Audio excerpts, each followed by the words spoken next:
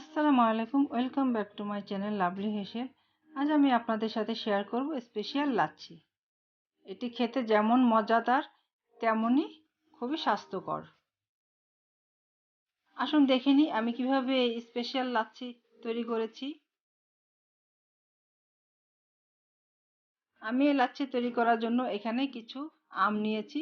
ছোট ছোট স্লাইস করে আমি আমগুলো কেটে নিয়েছি।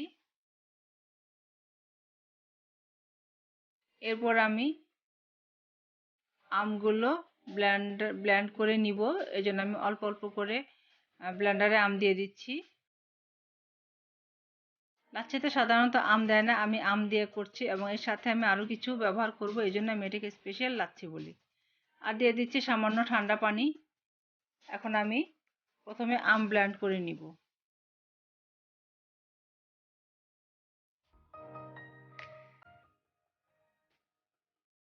আমাদের আম ব্লেন্ড করা হয়ে গেছে। এরপর আমি এর সাথে দিব হাফ কাপ দই। এখানে আমি হাফ কাপ দই দিয়েছি।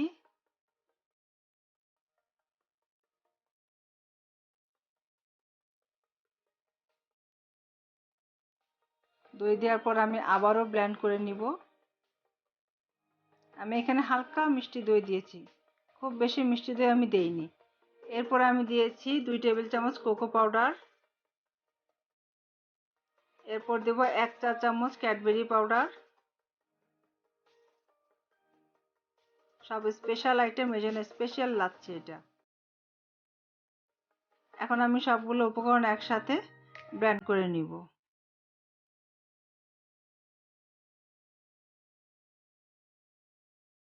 আমাদের ব্লেন্ড করা হয়ে গেছে। এখন আমি হাফ কাপ চিনি দিব। চিনির পরিমাণটা আপনারা কম বেশি করে নেবেন।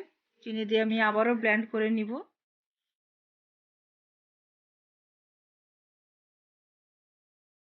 ব্যাস, আমাদের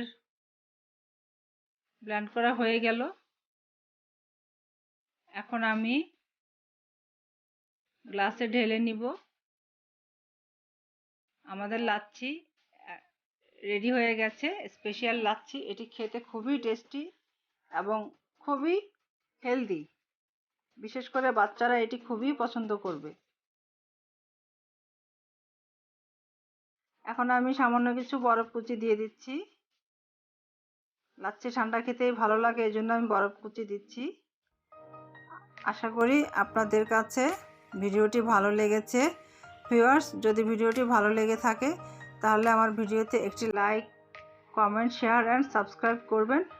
আর অবশ্যই আপনার ফ্রেন্ডসদের সাথে শেয়ার করবেন। দেখা হবে আগামীতে নতুন কোনো রান্নার টিউটোরিয়ালে। সে পর্যন্ত সবাই ভালো থাকুন।